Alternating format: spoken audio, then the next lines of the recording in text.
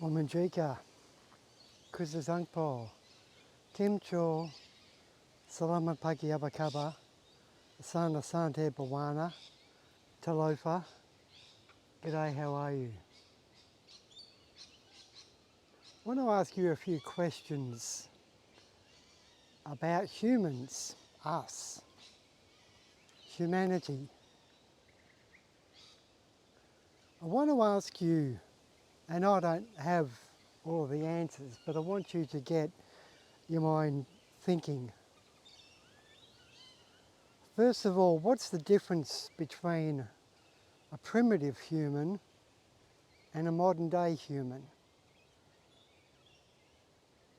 What is a primitive human? What is a modern day human? Is a primitive human, or a so-called primitive human in today's vocabulary, I don't necessarily think they're primitive, but for modern day society I believe that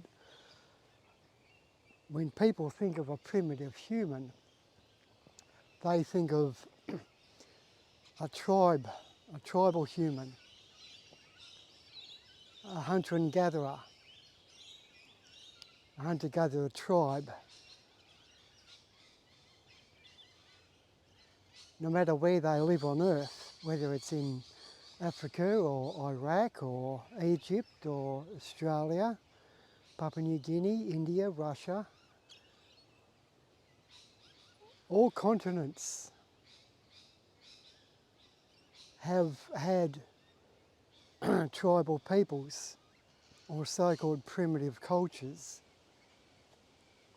people who live off the land, people who follow the laws of nature, and they don't alter the fabric of nature, like they don't farm or they don't mine. They don't have inventions as such. They live in an equilibrium, in tune with nature. Whatever they do to live and survive and hunt and gather and breed and make their homes and herbal medicines, etc. A primitive, to my understanding, a primitive human or a tribal group, whether it's the Sand People of the Kalahari or Inuit Eskimos or Pygmies or Australian Aborigines or whoever they are, ultimately they don't harm nature. They live in harmony with nature. They understand that if they alter nature, well then obviously the systems within it break down. The water gets polluted, the earth becomes barren, etc., etc. So they live in tune and in harmony with nature. Tribal peoples, so-called primitive peoples. So that's my basic understanding of a primitive or tribal human. Now I want to ask you this question. What distinguishes a modern human from a tribal human? Is there a point in time? Now some of you might think it doesn't matter, but I believe this is one of the most vital questions of modern day society. What's the difference between modern humans and so-called primitive humans? And what happened? Why was there a change? And what can we see? What evidence is there that change has occurred? Was it intervention from a higher being or higher God as such? Or perhaps an alien creature that taught us on earth?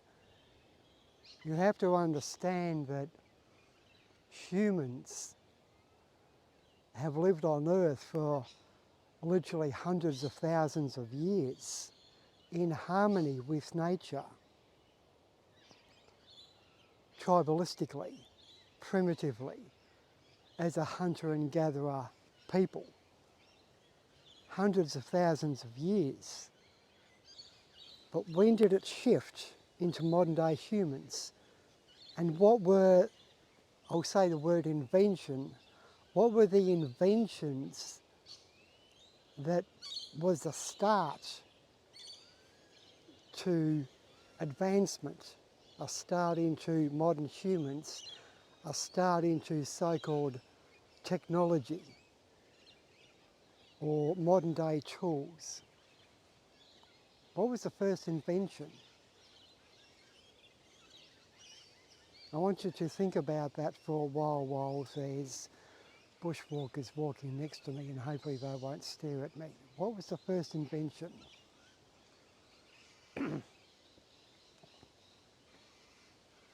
Okay. Now I don't know all the answers. I'm asking you, I want you to think, because this is vitally important.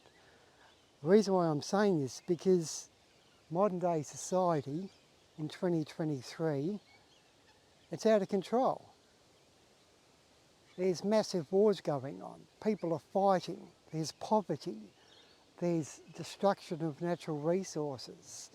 Where did it go wrong? Obviously, modern day humans, we now realise that, oh shit, we have to wind back the clock. We have to recycle. We have to use solar or wind power or tidal power, or we have to get back to basics.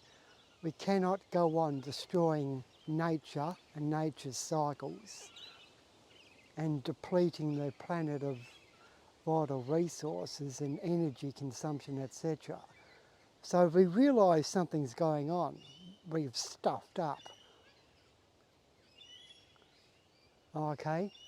But I want to wind back the clock, whether it's 10,000 years, 20,000 years, 100,000 years, and ask, what started it? Who started it? Where did it start? Why did it happen? That's another key clue. Why did it happen? Now, one of the first inventions could have been the wheel. Now, I just Googled who invented the wheel, and it was in Mesopotamia, which is modern day Iraq, approximately 5,000 years ago. And the potters who made pottery, apparently, and I say apparently because I don't trust Google, apparently, and obviously with modern day technologies, I aren't anti-Google, I aren't anti-government, but you have to think independently, okay? I aren't saying they're all wrong. They could be wrong, but we have to think independently. So whether or not Google says that Mesopotamia was 5,000 years ago, it could be 50,000 years ago. The wheel could have been invented 100,000 years ago. It could have been made out of clay instead of rock.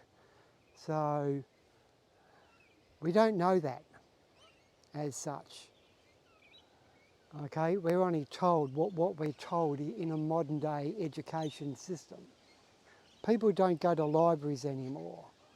People use the internet and search engines like Bing and Google, etc.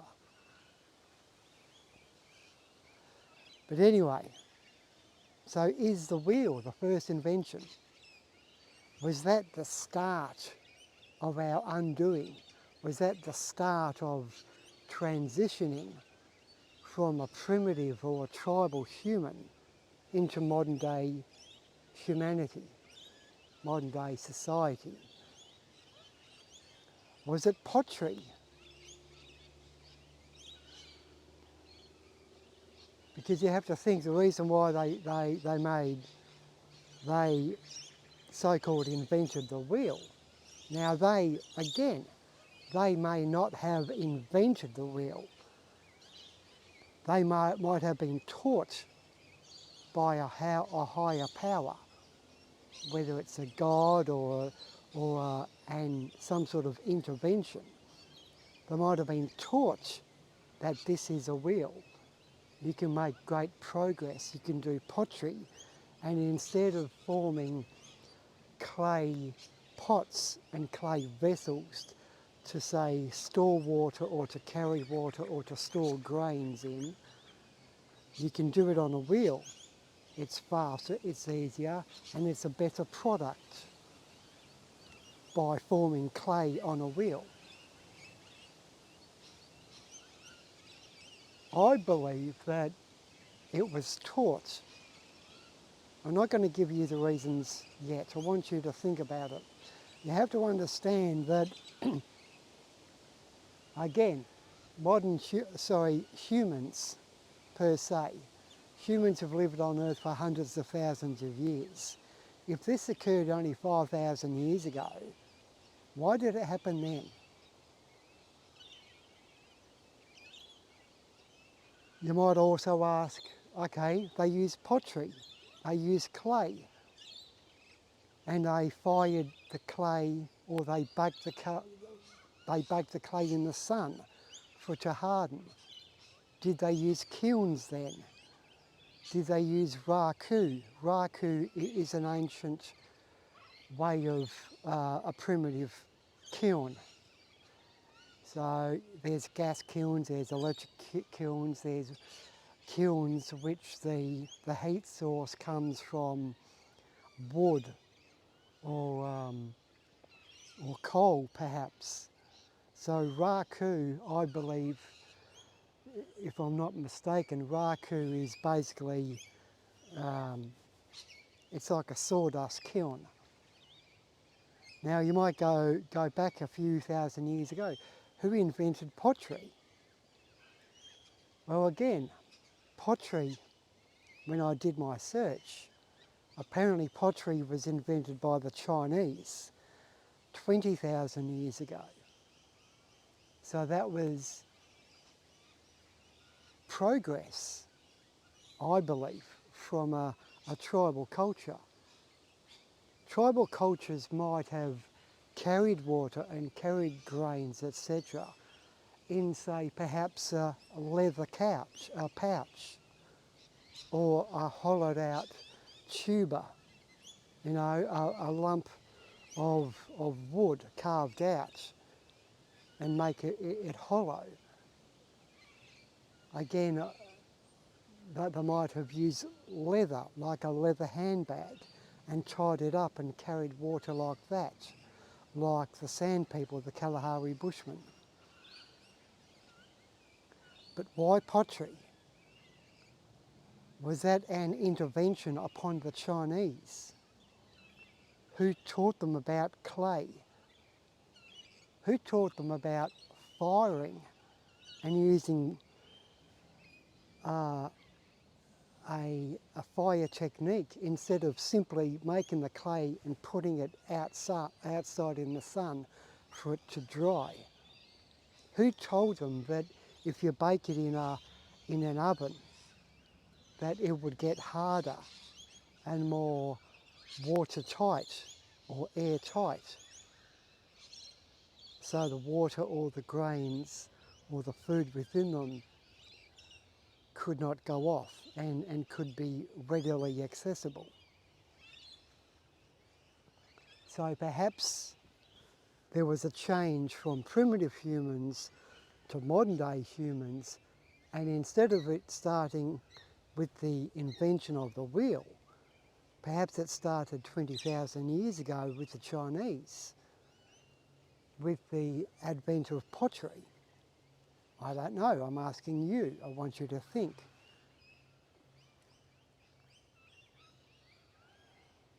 Was progress made with the wisdom of fire and using fire? Is that where it happened, from primitive to modern humans? Is that where it started? the use of fire and cooking, or the tribal peoples knew that we had to burn the landscape, the earth, for the regeneration, for the nuts to break open and rebirth and regeneration of the ground, and kill out all of the undergrowth, the deadwood, for which the Australian Aborigines have done for over 60,000 years ago. Is that when it started? When tribal peoples deliberately burnt the earth in a controlled manner. Nowadays, and that's why there's so many wildfires nowadays, because we aren't doing that. We have told ourselves to not. We've told ourselves, oh, don't touch nature, leave nature on its own. It's a state forest, or like it's a national park. Let nature do what nature does. And for some reason, we've stopped burning the land. We've stopped burning the dead undergrowth. But that's what tribal peoples did. They burnt the dead undergrowth so there was regeneration and revegetation. So the younger trees could burn and photosynthesize and evapotranspirate. It's a life cycle. Life, death, life, death. So was that a start from primitive society to modern day society? The advent of fire and using fire? I don't know, I'm asking you. Was it farming? The advent of farming? Was it rock art and cave paintings? Was it the use of language, oral language and written language? Was that the start? Or was that a tipping point from primitive society to modern day society? I think it's very, very important to understand or to investigate all of these. You could call them inventions, you could call them new knowledge or ancient knowledge. Why did we start doing that? Why did we use the wheel to create a vessel? Why did we start using pottery? Why did we start burning the land? Why did we start using a spoken language or a written language or pictographs, pictures, like you see on cave walls in Australia or in ancient Egypt on the pyramids? Now Egypt is very, very young as such. I believe the actually no, I won't say Egypt is relatively young, I'll say Egypt is quite ancient. Again, with our modern education system, the so-called educators or the scientific community, whoever they are, they say that Egypt was around from 5000 to 3000 BC, then the Greeks and Romans, etc., etc. So Egypt 3000 to 5000 years ago. But was it the Egyptians that actually made the pyramids? Yes, the pyramids in Egypt are in Egypt. Mind you, there's pyramids all over the earth, people. They're in North America, they're in South America, they're everywhere. Papua New Guinea, etc. In Africa, there's pyramids everywhere. So I want you to be aware of that. But the pyramids in Egypt, were they made by the so-called Egyptians from 3000 to 5000 BC? I suspect that they're way, way, way more ancient. And when I say way, way, way more ancient, I mean potentially 20, 50, 100,000 years older than what modern day society says they are. That's the thing. We have to think independently. We have to go back in time. We have to investigate. And a key point to investigation is to look at tribal cultures, primitive societies. That's where we get our ancestors, our ancestral knowledge. Okay? Now, the further back we go, the harder it is, because they didn't invent the printing press 50,000 years ago, did they? Whoever they were who created cave paintings or hieroglyphs or the written language or spoken language, that's how they communicated. It's like us in modern day society with a graffiti artist saying Enzo was here or Enzo was here. That modern day graffiti artist with a tin of spray paint that sprays Enzo was here, he's telling us in a modern day society that he was here before you were here. Okay? And that was the same with cave paintings. They communicated through ancestral narratives, not only verbally, but on cave paintings. They were basically saying, Enzo was here. Here's my story. This is what happened beforehand. They might paint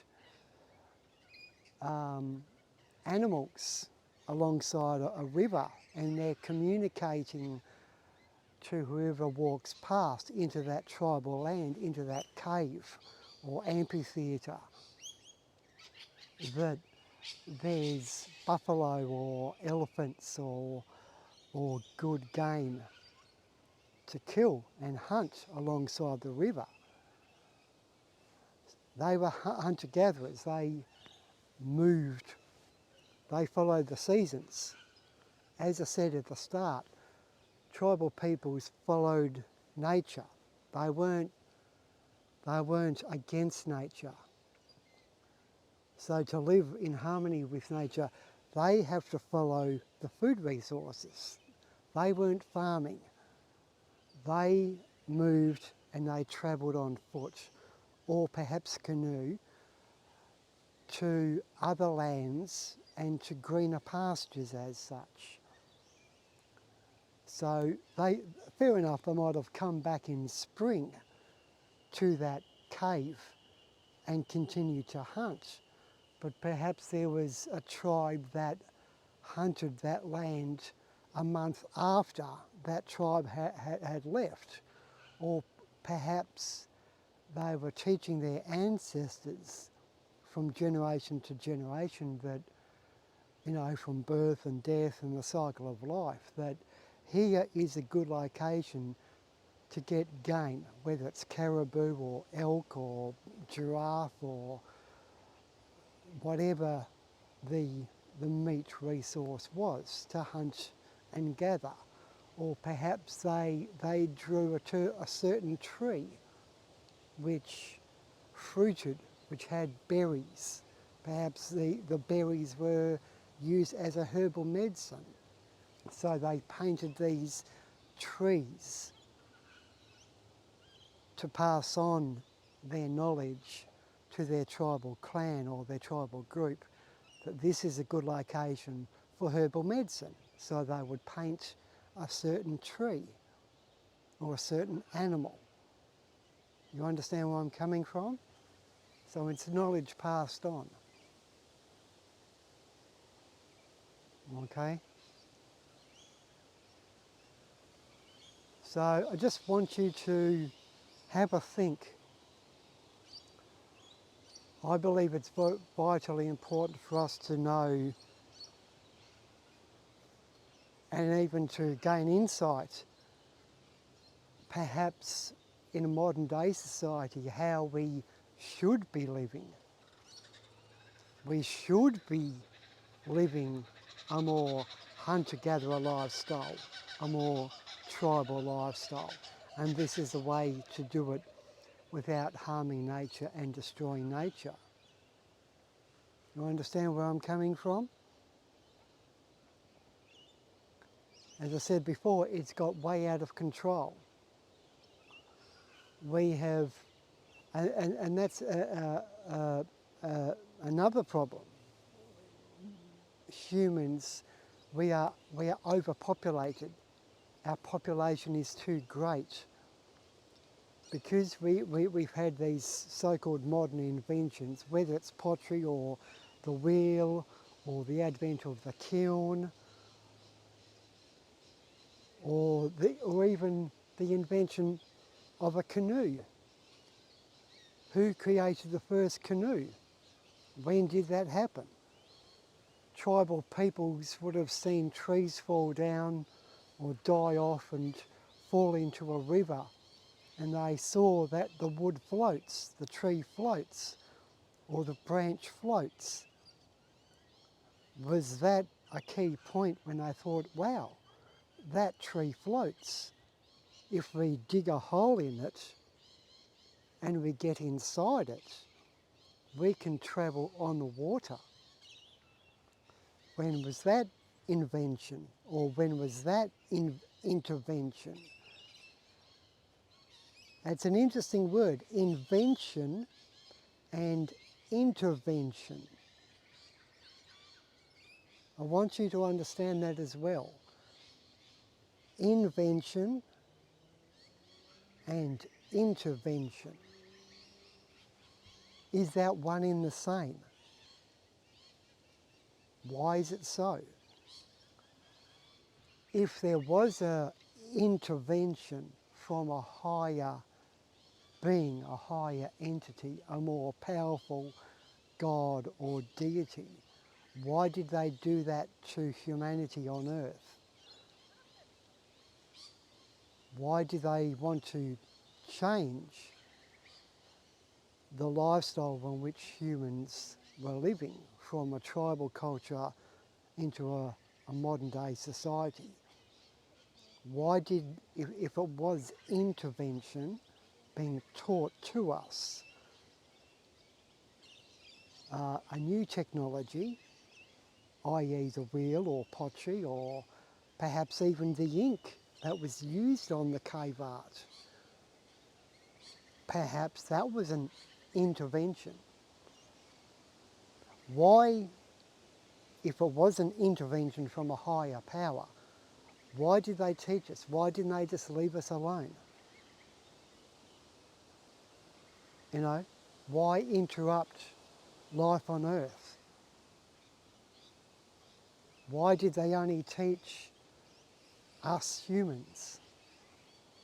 Why didn't they teach dogs that lived on earth? Why didn't they teach goats that lived on earth? Why did they choose a human?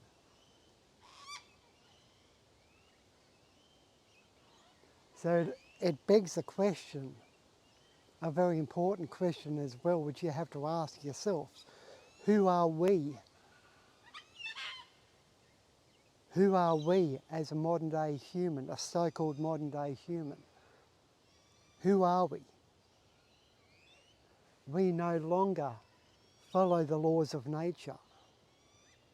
Our lifestyle, our so-called modern day society, even though some people are trying to live a more sustainable lifestyle,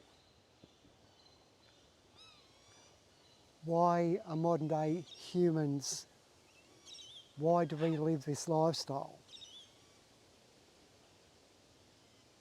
Why do we destroy the resources? Why do we mine? Why do we farm? Why do we have this monetary system? Why do we have different levels of government and a hierarchy of power, which is basically overtaken humanity? Why are governments so powerful? Why did they get so powerful? How did they get so powerful? Is the intervention, are these peoples or are these deities or are these gods communicating with a higher level of government or higher level of the scientific community? Are they still doing it today? You have to understand that when I said to you at the beginning, in Mesopotamia, modern day Iraq, with the invention of the wheel, that was 5,000 years ago. That was after the last ice age, or the end of the last ice age. The last ice age was approximately 12,000 years ago. Perhaps that was the tipping point from a primitive culture to a modern day culture during the last ice age. Perhaps that's when it happened. Perhaps it's happened 5 or 10 or 20 times, and the earth has changed so much that we can only see back to our only most modern recent intervention period. Perhaps there's been numerous intervention periods over millennia, over hundreds of thousands, if not millions of years. Perhaps there's been, as I said, 10 or 20 or 50 interventions, but those societies, they've all died out, they've all killed themselves, they've all blown themselves up or died of starvation. And then the earth, through its natural cycles, has regenerated itself. And then humans somehow survived or lived on. Perhaps humans, a very small group of survivors of a tribal race, lived in certain pockets of the earth, in the mountains or in the cave systems, or in the deserts, in the highlands, in the swamps, in the marshes. Okay, so food for thought. Perhaps these interventions, it hasn't just been the one intervention, which I suspect was approximately, I believe, around about the end of the last ice age. I suspect that we've always had some form of language, some form of communication. But I believe that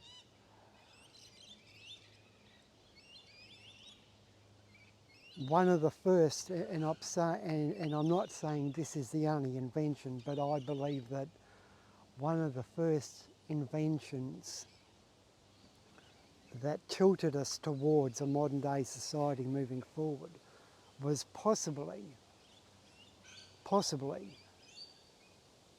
the advent of the wheel or pottery around that period of time. Why use pottery? We were very happy using leather and carving out tubers to carry water. Why pottery?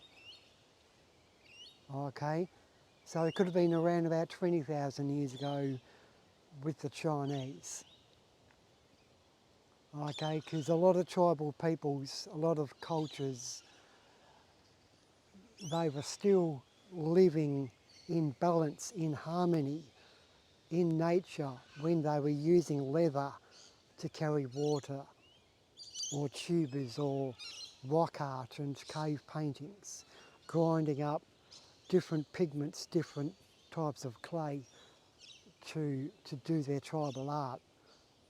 That wasn't a so-called advancement as such. That might have been an advancement through the previous intervention. So perhaps that was an intervention. Perhaps say for argument's sake there were 10 interventions. Perhaps the wheel, the invention of the wheel or the invention of pottery. Okay, put it this way.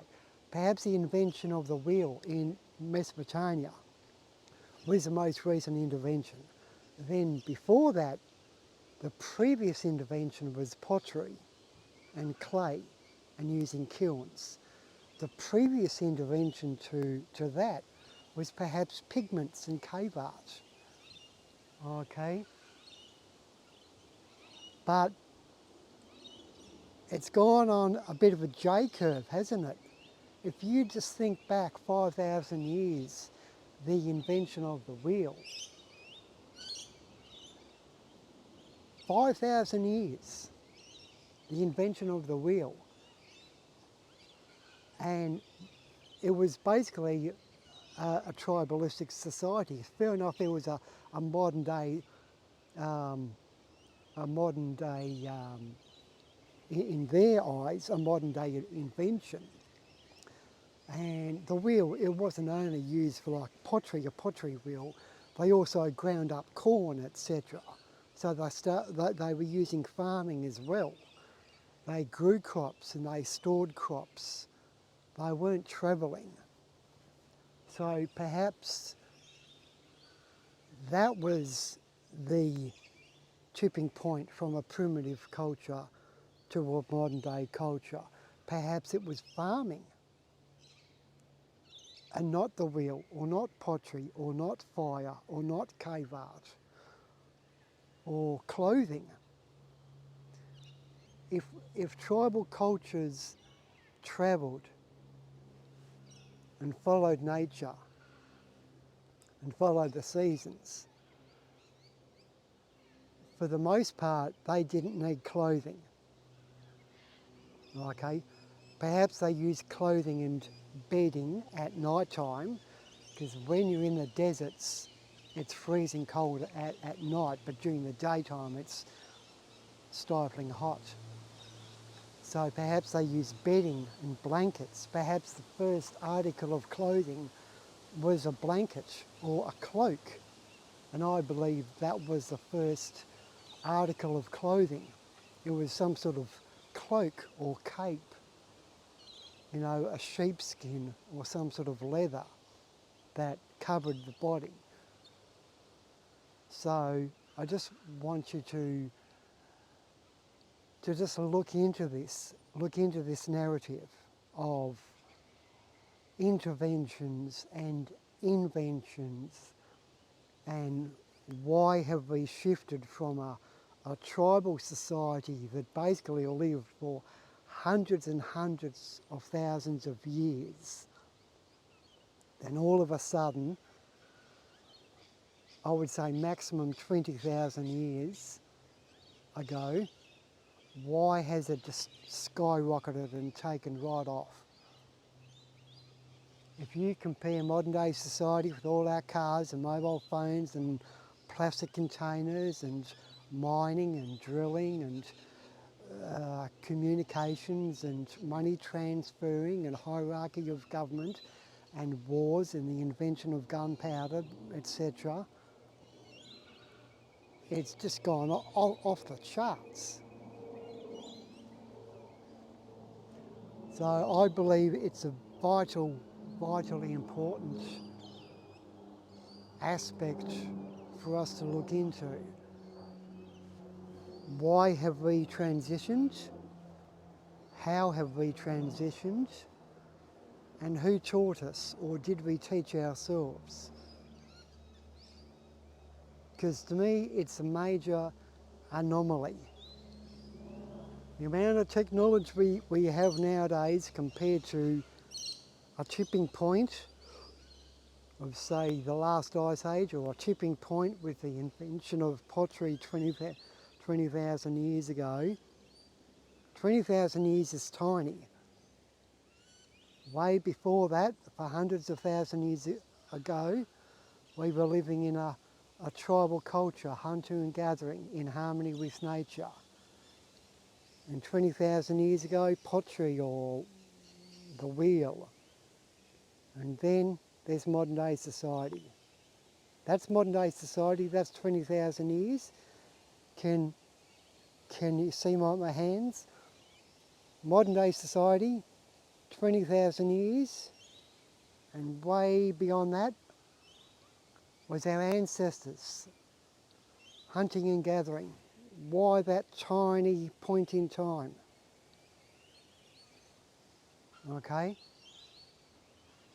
So think about it.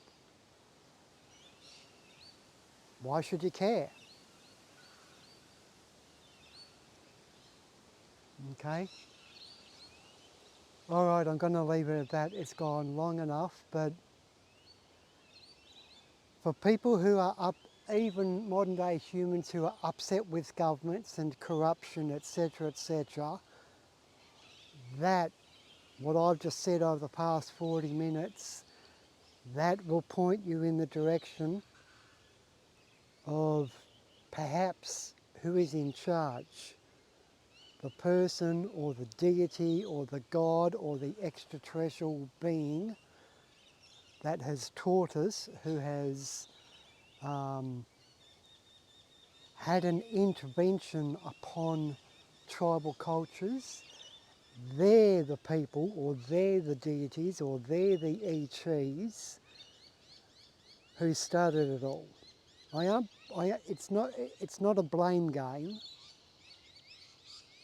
It's a history of humanity, and it's a fundamental question or group of questions which we have to ask ourselves.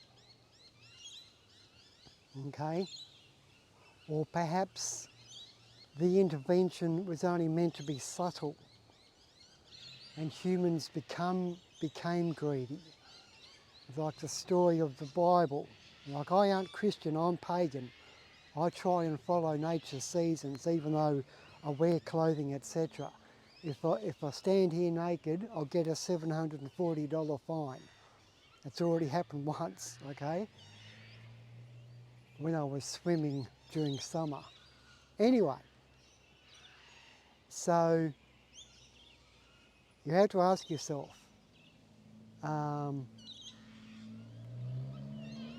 why is this happening? Did humans become greedy after the first 1, 2, 3, 4 interventions? How many interventions were there? Who are doing the interventions? Who are they speaking to? And even in a modern day society, you might even look to the scientific community. Perhaps specific people in our modern day society had a one-on-one intervention, like perhaps inventors, I'll say that, or scientists.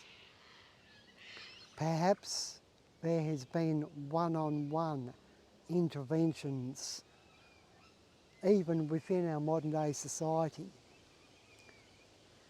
Okay, geniuses. There's hundreds of geniuses, whether it's Albert Einstein or whoever. We call them a genius. How the hell did they think of that? Okay, perhaps they themselves have had an intervention, a one-on-one intervention in the middle of the night. Perhaps that's how it started. It was a one-on-one intervention 10,000 years or 20,000 years or 100,000 years upon a group of tribal people. And that tribal clan was like a family of 30. There was all these tribal clans everywhere, but there's an intervention on one clan, and then they spread the word. Perhaps in a modern day society there's an individual intervention, and that's why we call them geniuses. Perhaps the genius was born and it occurred naturally, but I suspect a lot of so-called geniuses did have an intervention, and a lot of these geniuses have actually been quashed. They've been deliberately murdered or deliberately suppressed. So you have to think of that as well. Whether it's a government department or a scientific community or a educational, a college, a university, whatever. Why have these geniuses been suppressed? Perhaps this video will be suppressed. Perhaps I would be murdered because I brought up this subject. You might think that I'm thinking a bit paranoid and that Oscar Bento, it's not a very big channel as such, but this video might be deleted. My message to you may be suppressed because I'm making you think independently. I'm making you look back to the truth of ancestral knowledge and of ancestral humans. I might end up in a car crash. I might be poisoned. This video might simply be deleted. I might get a knock at the door. I might be tapped on the shoulder. A tree might fall on me. Okay? So perhaps even me bringing up this subject, and I aren't glorifying myself, but stranger things have happened, haven't they? It's happened right throughout humanity. People being suppressed and murdered and hushed up and told not to say anything. Files raided, houses burning down, etc., etc. Because the powers that be want to be in control. Ultimately what I'm saying is, who is in control? Has that control narrative got out of control? Why has it got out of control? Are we too smart for our own good nowadays? Okay? Alright, I'm going to leave it at that, but it's food for thought. Okay? Alright, you be good, you be safe, and do your bloody homework. Thank you.